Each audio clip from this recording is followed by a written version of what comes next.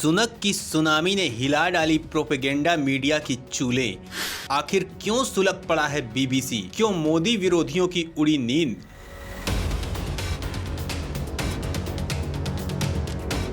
दोस्तों, ब्रिटेन में चल रहे प्रधानमंत्री पद की लड़ाई में एक नया मोड़ आ गया है। आखिरी दौर की लड़ाई गहरी होती जा रही है।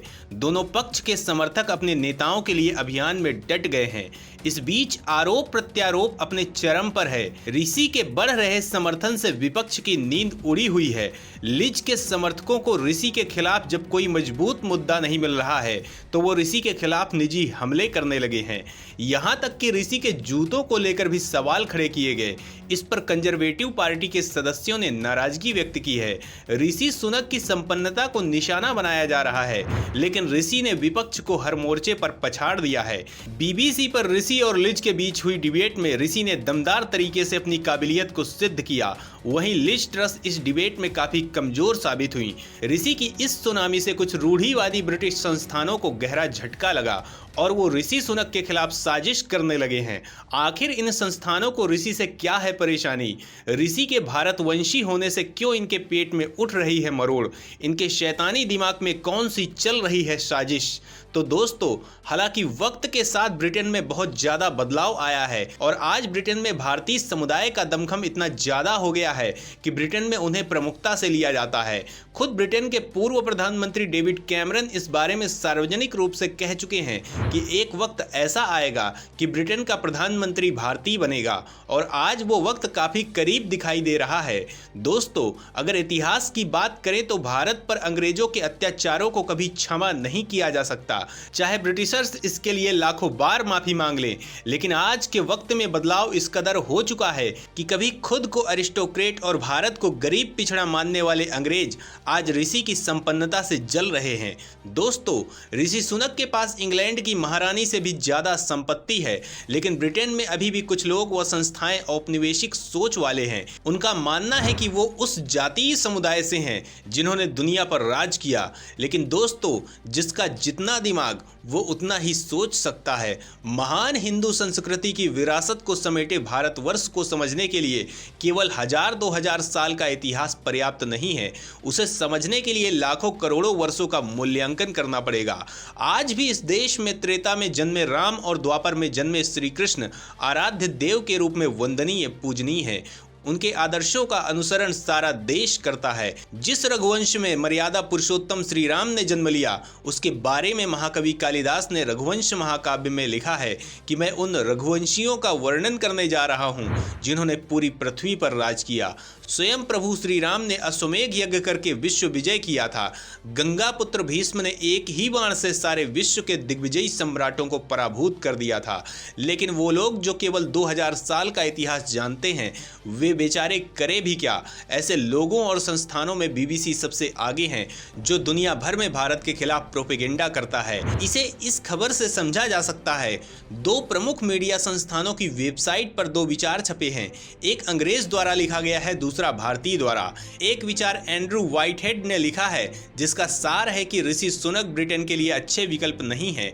दूसरा विचार ज्योति मल्होत्रा ने लिखा है, जिसका ईसेंस ये है कि सुनक का हारना तय है क्योंकि प्रवासियों को लेकर उनका रुख शर्मनाक है, वो दोहरे मापदंडों वाले नेता हैं, आदि इत्यादि।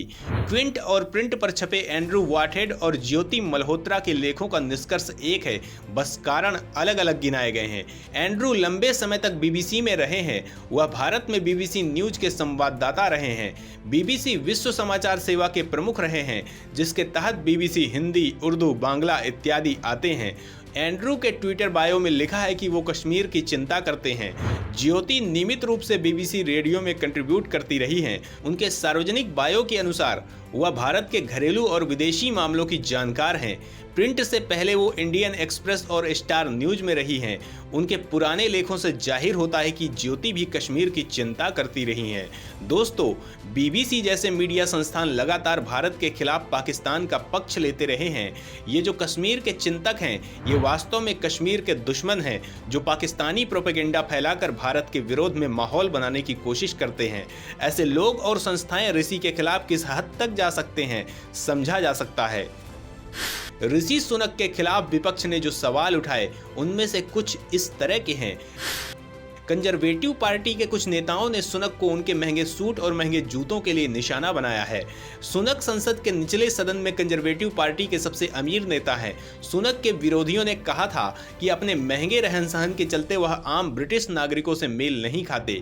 गौरतलब है कि सुनक को उनकी पत्नी अक्षता मूर्ति की संपन्नता के चलते भी निशाना बनाया जाता है, जो इन्फोसिस के संस्थापक एवं नारायण मूर्ति की बेटी हैं। अक्षता के पास करीब $1 अरब मूल्य के इन्फोसिस के शेयर हैं।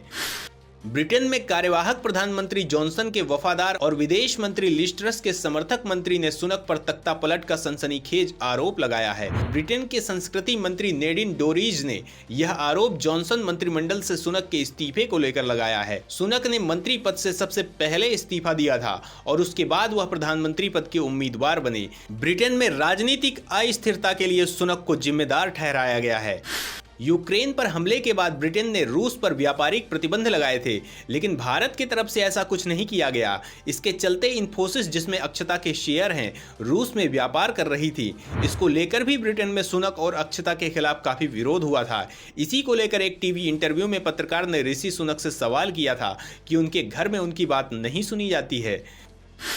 लिज ट्रस ने अपने पूर्व कैबिनेट सहयोगी ऋषि सुनक पर 70 वर्षों के लिए अपने उच्चतम स्तर पर कर बढ़ाने का आरोप लगाया। वहीं ऋषि के पक्ष में मजबूत पॉइंट ये है कि लिज ट्रस को कंजर्वेटिव पार्टी के सदस्य कार्यवाहक प्रधानमंत्री बोरिस जॉनसन का वफादार मानते हैं, जबकि पार्टी की गुटबाजी से दूर मतदाता बदलाव के पक्षधर हैं। यह माना जा रहा है कि ट्रस बोरिस जॉनसन के नजदीक हैं, इसलिए इस चुनाव में सुनक को इसका राजनीतिक लाभ मिल सकता है। इसका लाभ सुनक को मिलता दिखाई दे रहा है। सुनक कई राउंड में अपने प्रतियोगियों को पछाड़ चुके हैं। विदेश नीति को लेकर भी सुनक की टीम ने ट्रस के खिलाफ मोर्चा खोल रखा है। यह दावा किया जा रहा है कि ब्रिटेन में ट्रस के शिक्षा मंत्री रहते चीनी शिक्षण संस्थानों को बढ़ावा मिला है। चीन के प्रति उनके झुकाव को चुनावी एजेंडा बनाया जा रहा है। यह दावा किया जा रहा है कि वर्ष 2012 से 2014 तक चीन से जुड़े 31 संस्थान खोले गए। इन आंकड़ों के जरिए यह स्थापित करने की कोशिश की जा रही है कि ट्रस का झुकाव चीन की ओर है। सत्ता में रहते हुए उन्होंने चीन के शिक्षण संस्थानों को बढ़ावा दिया है। पीएम पद के उम्मीदवार सुनक ने जनता से एक बड़ा वादा किया है। उन्होंने कहा कि अगर वह पीएम बनते हैं तो घरों द्वारा भुगतान किए गए ऊर्जा बिल पर लगने वाले वैल्यू एडेड टैक्स को खत्म कर दिया जाएगा। टैक्स को लेकर उनकी नीतियों में ये एक बड़ा बदलाव है, क्योंकि शुरुआत से ही सुनक इस बात पर जोर देते रहे हैं कि वह लुभाने वाली पॉलिसी से दूर रहेंगे। पूर्व वित्त मंत्री सुनक ने कहा कि वैट के हटने से साल भर में औसत घरेलू उपभोक्ताओं को 160 पाउंड लगभग 15,500 रुपए की बचत होगी। 3 महीने पहले वित्त मंत्री रहने के दौरान सुनक ने ऊर्जा बिलों में कटौती से इनकार किया था। उस दौरान उन्होंने कहा था कि ये परिवारों के लिए एक बड़ी मदद नहीं होगी, लेकिन अब ऋषि ने कहा इस अस्थायी और लक्षित कर कटौती से लोगों को वह समर्थन मिलेगा जिसकी उन्हें जरूरत है। कीमतों का दबाव कम होगा। ऋषि सुनक ने स्पष्ट कर दिया है कि पूरी दुनिया के लिए इस समय चीन सबसे बड़ा खतरा है।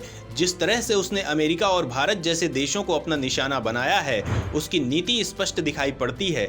ऋषि ने जोर देकर कहा कि वर्तमान में चीन तकनीकी आक्रामकता दिखा रहा है, नई नई तकनीक के जरिए दूसरे देशों के काम में हस्तक्षेप कर रहा है। अब इसे रोकने के लिए ऋषि सुनक ने नेटो जैसा एक और संगठन खड़ा करने की बात की है।